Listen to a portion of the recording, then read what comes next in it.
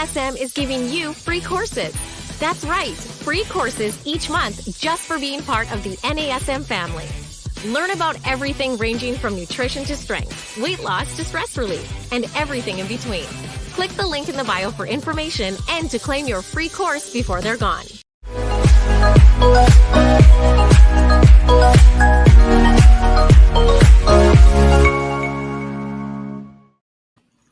Hello, everybody. Welcome to another episode of Random Fit. I am Wendy Batts, and I'm here with my co-host and friend, I guess I should say friend and co-host, Mr. Ken Miller. How are you? I'm well, Wendy. How are you doing? I'm doing great. Thanks for asking. Today's going to be an interesting podcast, and I am so glad that you're a part of this because there's a lot of information I learned from this, like with the information that you provided. And like I said, you provided because I did not know much about this. But the topic for today, we are discussing Schoolhouse Rock. So Ken, what is it and why are we talking about it? Well, yeah. So if you're listening or watching this podcast when we're talking about Schoolhouse Rock, the thing about Schoolhouse Rock is that it was something that I grew up with. Being a child of the 70s, one of the things that we used to do is we used to get up early Saturday morning. Of course, you don't get up early during the week. You get up early on the weekends when you're a kid. At least that's what my kids wind up doing these days. But we would get up and, with the TV only having 12 channels Saturday morning, we had three choices of ABC, CBS, and NBC on which channels to watch for our Saturday morning cartoons. Well, our choice in the morning was ABC, and on ABC they had Schoolhouse Rock.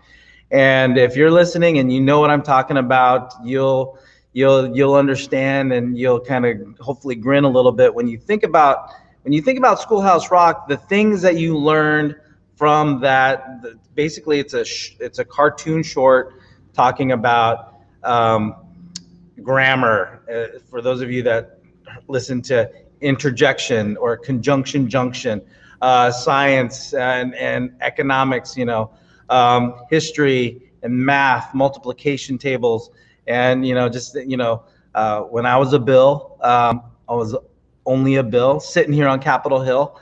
So I learned a lot, with when it came to Schoolhouse Rock. But one of the things that comes up is the nervous system. When they talked about anatomy or human anatomy, they talked about the bones. They talked about the nervous system when it came to the sciences. So when it comes to this podcast on Random Fit, I thought, what could be more random than bringing up Schoolhouse Rock and growing up Saturday mornings, watching the Super Friends, making my peanut butter and jelly sandwich for breakfast, because you know what, my parents like to sleep in.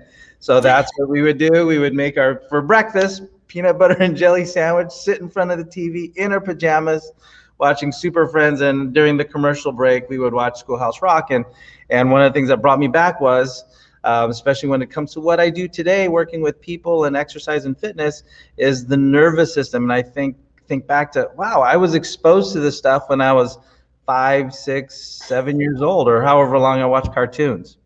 So that says a lot about you and me, because when I was younger, I would get up, like you said, there was a certain time I would get up and watch the Smurfs, the Snorkels. I don't know if I'm aging myself. Then we had these bar stools with a big round bottom, and I would sit in between them with my cousins and my sister, and we would act like truck drivers, because that's what I wanted to be when I grew old, was to be a truck driver. And at one point marry Kenny Rogers. So that's how awful, how inexperienced I was when it came to that. However, the show that I would think about when it came to anything human movement science would be Slim Goodbody. And for those of you guys that don't know who he is a man that would wear this tight outfit that actually had the nerves and the muscles and all that. So that's actually how I learned my anatomy at a young age, but did not wake up to Schoolhouse Rock on Saturday mornings. I was the Smurf girl. So, well, I watched my share of Smurfs too. But to your point, I actually researched it, and the first episode was launched in January. It was actually January 6th, 1973, and they had 64 episodes. And to your point, it was a bunch of small films that taught educational material around all different topics, as you mentioned. And so I found it fascinating. And then I started looking up links, and I'm like, you know what? I have a 5-year-old, and I think he would love it because it's very musical, it's animated, and it really does talk about some of the stuff that I would love to be able to teach my son, especially with what I do. And so if you're new to anatomy, you get stressed out about it, maybe Schoolhouse Rock is for you. Yeah. So, and you know, again, it's been decades since I watched these as a young boy. Me and my brothers would sit in front of the TV set watching, but as I started watching the episode on the nervous system, and I think about it today, it's like, man, these guys were genius when it came to talking. You know, you're talking about the nervous system to a bunch of kids, but it gave, you know, now that I look about it, think about it, and I look at and I watched it a couple times now. It's like, man, these guys had a great way of, like you were saying, Wendy, they put it to music, they had song to it, and it was, I mean, it is accurate, right? And talking about the nervous system, first thing they talk about is, you know, the central nervous system, right? We don't, you know, today we call it the CNS, but the central nervous system consisting of the brain and the spine. And looking at, okay, yeah, I learned that in college, I learned that in biology in high school, but when it comes to, okay, well, how does that relate to exercise and how I teach it today? It's like, well, when I'm talking to my clients and looking at, okay, how do we create movement? And more specifically, if we're talking about personal training, how do we create optimized movement? How do we move well? And when it comes to moving the muscles, well, what controls the muscles?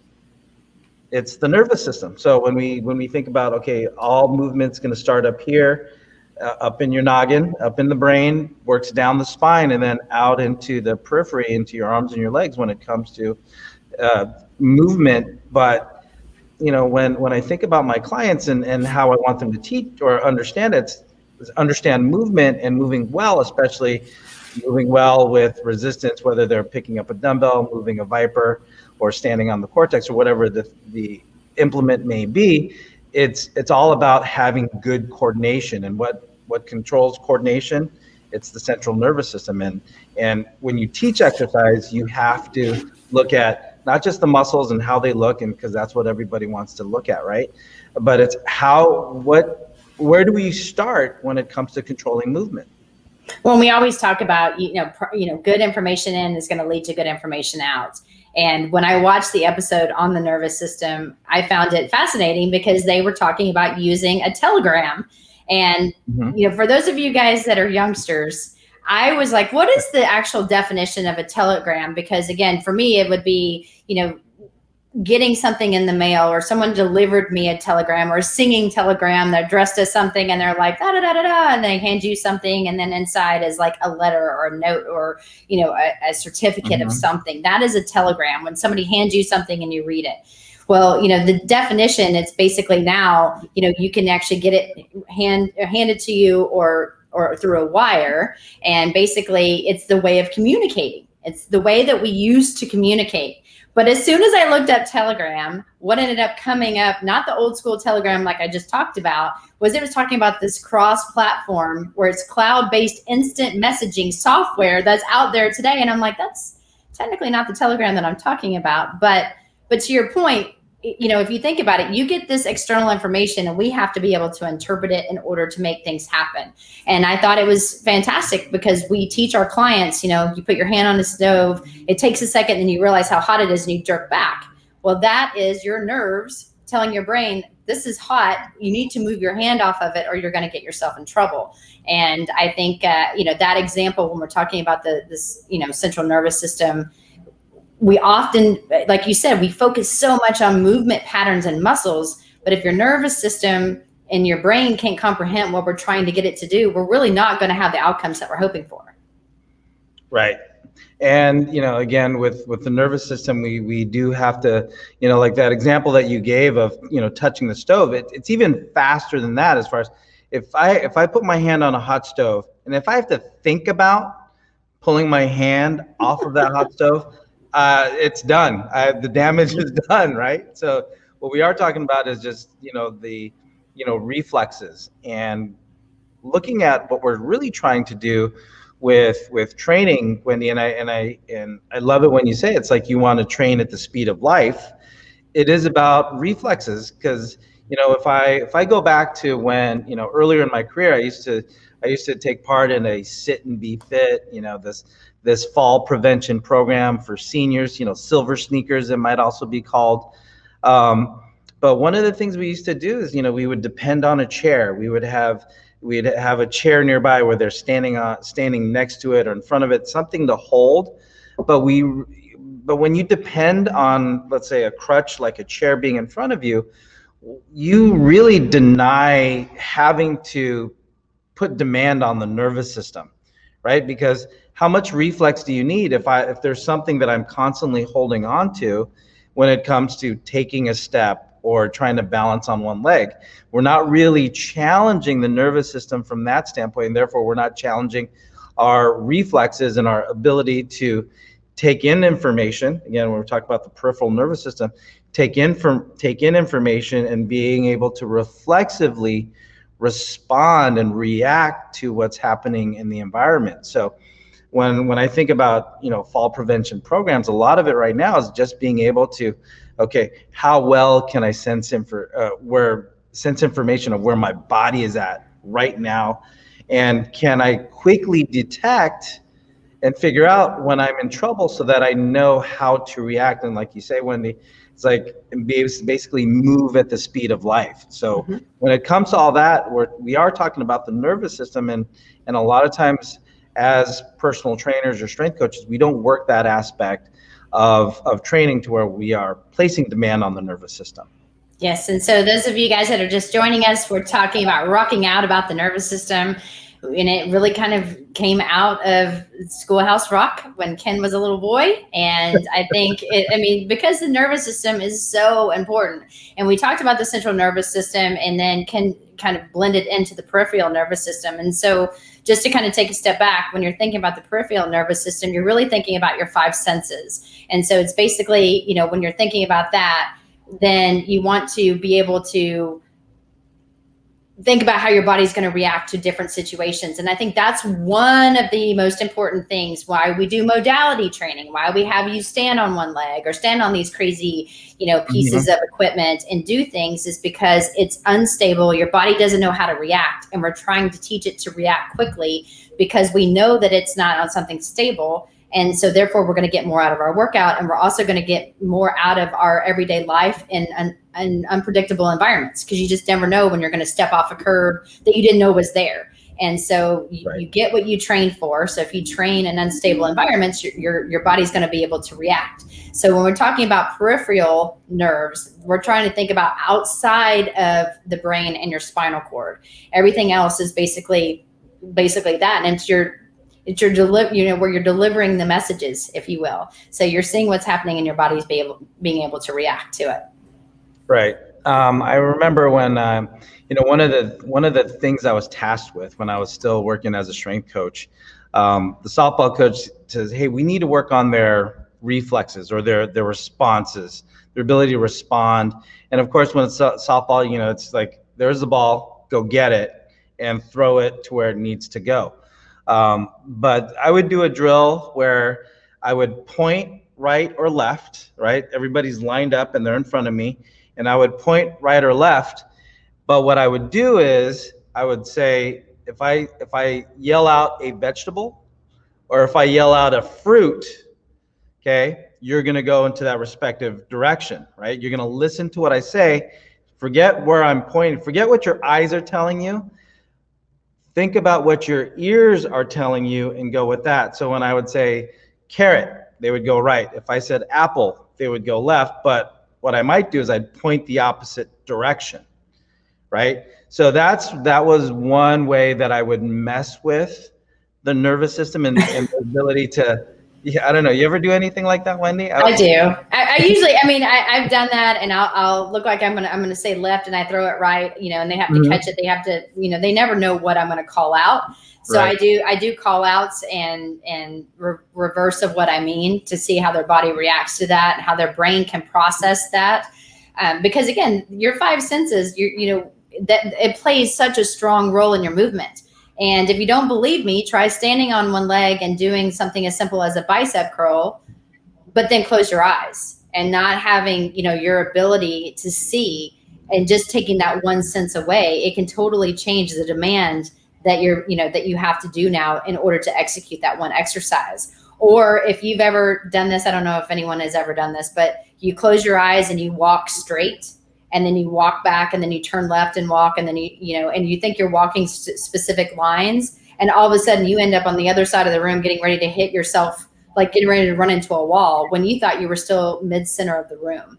And it's amazing how much, especially sight, plays a part of how we are so used to moving, and I mean, it's important. And so it's just anything that you can take away and challenge yourself, you're going to get a lot out of it. But it does put a big demand on that nervous system for sure. Right. Even one thing, I mean, again, it doesn't have to be, and I think the examples that we're both given are very low cost, right? Basically, it's free, right? It's like, I'll say something, I'll signal something else with my hands or whatever. But it doesn't cost anything. Even something like you bring up your eyes. One thing I used to do is tell the players, close your right eye and do this drill. Close your left eye and do this drill. So you're just. I'm not that skilled, dude. I'd be like, give me an eye patch or something, because I can wink with one eye, the other eye I look like I've, got something going on that is not good. Yeah, what's wrong with your face? Those palsy going on. Yeah, something. But man, it's not good. But another example is when you get up on stage. This is one of the ones that was on Schoolhouse Rock that I thought was fantastic. Is when you get up on stage and you get nervous, like people's necks get red or they start blushing, and they're scared. They get that nervous feeling, and you start sweating. That's something that your body is doing because you're trying to get over your fears and doing something that you have to do. And so really challenging yourself in that aspect, I think, is important. But, we've got it when we're talking about the peripheral nervous system, like I said, your senses and kind of the outside touch. You also have to think about your autonomic nervous system. And so, again, it's very, very important. But this system controls all of your internal organs. So your heart, your blood vessels, your lungs, your stomach, your intestines, your glands. So anything that you can think about that you're not telling yourself, okay, heartbeat, breathe in. Your body automatically does it, hence its name. And you have to work everything out to play nicely together. And so I've said this multiple times in multiple podcasts. Your brain is like a computer, and you want to always input really good information, and you want to train it in different environments, and you want to treat it like it is your one and only like central system in your computer in order to do whatever you need it to do to execute your work. Or, you want your printer attached, you want this attached, everything comes from your computer. So just program good information in, and your body's going to be able to stay healthy, move better, feel better, perform better. It just, don't forget the nervous system. Don't forget it. Yeah, and the one thing about the things you're not controlling, the things you're, like you said, Wendy, the things you're not thinking about, right? You don't have to think about breathe in, breathe out. You don't have to think about your heartbeat going. But there's a lot that we can do physically to control how active those things are. So if I want to control my breathing, if I find myself very excited, right? So if I'm nervous about recording this podcast, which I'm not, I'm very comfortable talking with you, Wendy, and our viewers out there, our listeners. But if I'm nervous about, like you said, getting on stage, and I can control the level of anxiety I might experience by now consciously thinking about my breath. I'm not going to think about my digestion or, digesting my breakfast for that morning, but I can control how excited I am when you think about your heart rate and your through respiration and through breathing techniques, not just taking deep breaths, but even slower breaths. So even though we don't have to think about breathing, that is something that you can control. So when I'm working with a client and I'm trying to give them information. So if this client's an athlete, I want them to be able to learn to, under excited conditions, their heart rate's up, they're excited, they've got a lot of things going on physiologically. But one of the things that I want them to do is, okay, if the coach has to give you information and take advantage of a 30-second timeout, now is the time for you to control your breath, listen to the words that I'm saying, because we're going to start in 30 seconds, and this is how I want you to execute the next set of exercises. So if you understand what's happening with your client or your athlete in this example, then, now we can figure out how to manage their current state or their current physiological state, what's going on with their heart rate, how excited. Because if they're breathing hard and they're heavy and the only thing they're thinking about is getting that last little ounce of air, they're not listening to what I'm saying, right? So if the coach is saying, hey, I need you to get the ball and go down the court and, run this play, pass it to number 5 or whatever, if you're just worried about breathing and you're all excited, that information is not coming through.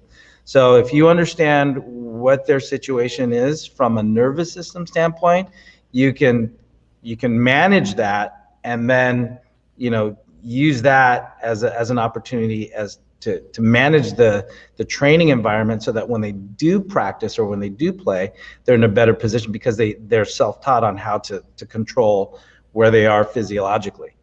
Yeah, and I mean that also rolls into, heart health, the cardio, everything that you need. I mean, our body is one system, and we need to train it. We sometimes think of everything independently, but cardio is going to play a big role. You're going to help your heart, your breathing, like you said, lung capacity. So all of it is super, super important. And I was, like I said, when you said, let's talk about the nervous system, I'm like, how are we going to do this? And you brought this up. I was like, that's great. And those of you guys that are joining us, and we were actually talking about rocking out with the nervous system, and just how important, it is, because it's more than just muscles. It's more than just movement. And, I think for me, I mean, the big takeaway is, the more you can challenge yourself in different environments, the more you work on, taking away senses and really challenging your body when you're not looking at something or you're not feeling something, and you're able to, like you said, hear what I'm saying, even though I'm pointing at a different direction. Your body can learn to adapt to so many different environments. And especially being, a weekend player, like I like to go out and do a lot of different sports and like play with my kid and do things. The more that I can challenge myself out of my comfort level, the better I feel afterwards. And I'm getting a ton more out of whatever it is I'm doing physically, because my body knows how to adapt to that. Right. And when I'm first working with a new client, and chime in anytime, Wendy, but when you're working with a new client, sometimes they just want to, hey, how much weight can I lift, or how long can I go, or how long should I go on the cardio piece of equipment, or how many reps should I do? Should I do 15 or should I do 8 heavy reps? Well, the thing is, when it comes to getting used to exercise and getting used to movement, your nervous system is being challenged plenty enough. So when we talk about strength gains and performance gains, it's not, especially in the beginning of a program, it's not about the muscles. The muscles are doing what they're doing, but a lot of the change and a lot of the calories you're going to spend is because you're making changes from a neurological standpoint. So as you go from, let's say, bench pressing 50 pounds, but then within the first month, you're now benching 100 pounds, you've doubled your strength. Well, guess what? It's not that the muscles doubled up in their size, right? It's the nervous system that got more efficient at what they're supposed to do. So you're managing the as we call it, the central nervous system. Your brain, your spinal cord were more efficient at delivering information to the extremities. So, my takeaway here when it comes to the nervous system, just know that your nervous system is playing a huge role as far as you learning new movements or even getting command at more advanced movements. And that way, if you're messing with the nervous system and messing with, when I say messing with, I'm saying challenging and using, more neurologically demanding exercises as a variable, you're actually challenging yourself in intensities that don't have to do with putting on more weight or moving faster. It's just another way of changing intensity without changing intensity. Right. And that's one of the things as a trainer we really focus on. And people will say if their foot turned out, well, my foot's always turned out, or that's what's comfortable, or I like doing that, or, well, I don't think that, this is just how I walk or how I move. And it's like, well, because your body's going to take the path of least resistance. And if you've got muscles that are overactive and other ones that are, not doing what they're supposed to do, and all of a sudden you're not in ideal alignment where you're moving properly, your brain's just going to be like, oh yeah, so that's how we move. But it takes 4 to 6 weeks to retrain that. And like to your point, slowing things down, taking, doing more repetitions, really focusing on movement patterns, training your brain and your nerves and your muscles and everything to work the way they're supposed to. Like you said, your amount of load that you can lift, your strength, your power output will increase tremendously, because you're going to, like you said, you're more efficient, not only up here, but also in your movement. Right. So right. that is right. Right. That is what I took away from Schoolhouse Rock at the age of 8 years old. Is, I could be stronger if I just challenge, the nervous system. So there you go. I never thought in a million years I'd be able to bring Schoolhouse Rock back, but I think we did in a way. It's back. So, well, I appreciate you introducing it to me, because I missed out. Apparently, I was not an ABC girl. I was watching some other channel. And so I love these, because, you open my eyes up to some things I didn't know about. But having a little one, I think, he's going to love the music. And if he can get, some more information without me trying to explain it, I think it's just more tools for my toolbox. Love it. Right. And it's a cartoon. So what right. kid's going to turn down a cartoon? So if you like this episode of Random Fit, please come back again and listen to what we have to present to you guys in the future. Or we've got a healthy library of topics that we've discussed on this show. So again, Wendy, thank you so much for this time that we had together. And if you want to hear something from us as far as a topic goes on Random Fit, follow, subscribe, and let us know what we can do to make your fitness journey and education that much more entertaining. So until next time, take care and be well.